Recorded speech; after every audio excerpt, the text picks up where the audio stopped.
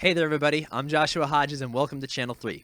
Alright, so a lot has happened in the past week or so, starting last Sunday with Alex Bowman picking up his second career Cup Series win at the Auto Club 400. Then later in the week, NASCAR announced a single lug nut package for 2021 with the intent of keeping pit road competitive.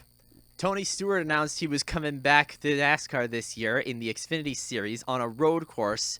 And finally, we have this ridiculous lawsuit between the real Brian France and the parody account on Twitter, the drunken Brian France. Now, that last one is such a long discussion that it warrants its own video, and because it warrants national headlines, I'm moving that discussion to the main channel. You can click the card up in the upper right corner of the screen right now to go see that one, or you can click the link in the description. So with all that being said, first, I want to congratulate Alex Bowman on picking up his second career Cup Series victory at Auto Club Speedway.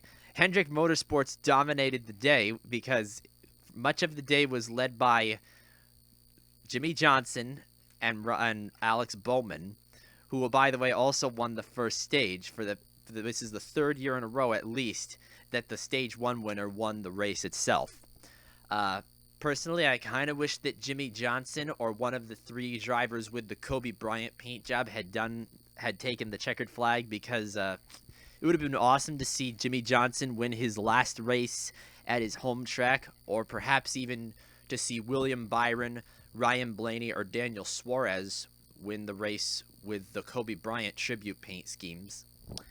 All the same, though, I think everybody did a hell of a job at that race. I know I should have uploaded this discussion after the race, but I had a time constraint. I'm not going to weigh in on the single lug nut package just because A, a bunch of people have already done so, and B, I really have no opinion on the matter.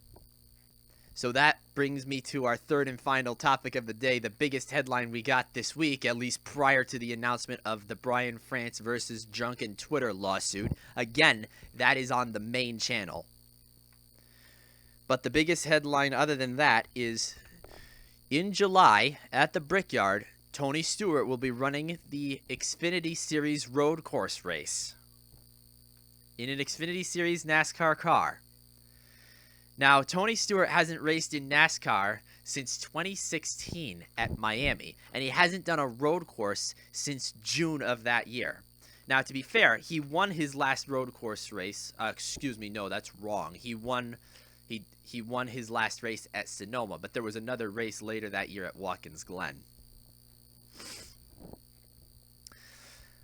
And Tony Stewart, of course, as we all know, is synonymous with road course racing, in part because of, I guess, his background in IndyCar, or perhaps not. Perhaps he's just a natural at it.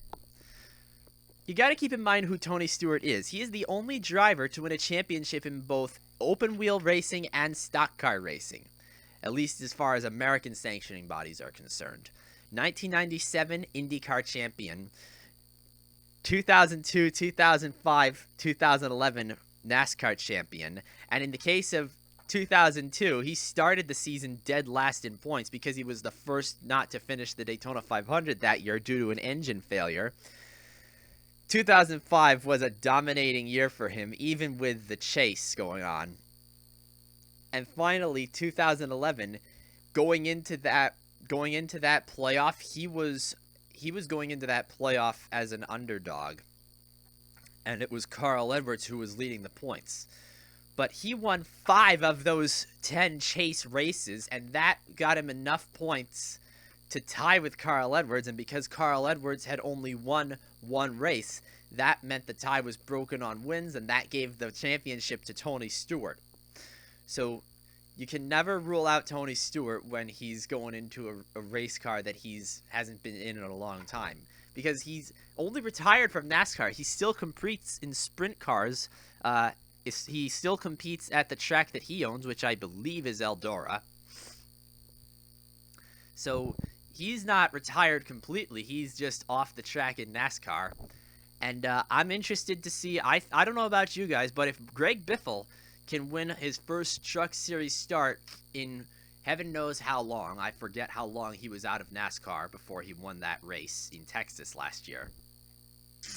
But But if Greg Biffle can do it, if you ask me, so can Tony Stewart. The only person who might beat him, I think, is Chase Briscoe, and that is only because he drives for the guy and he knows.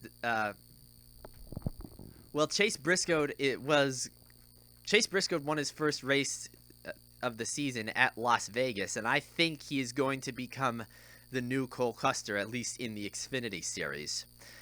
And I know Cole Custer is that kind of racer who would bump his own boss out of the way if he had to for the win, and I'm sure Chase Briscoe would do the same. Even as popular as he is, I still think there's that little aggressive side that he might take a chance on with the boss. And so that'll do it for this week on Channel 3. I remind you guys that if you want to hear me talk about this ridiculous lawsuit between Brian France and the Twitter user, click the link in the description or the card above to go to the main channel and watch that video.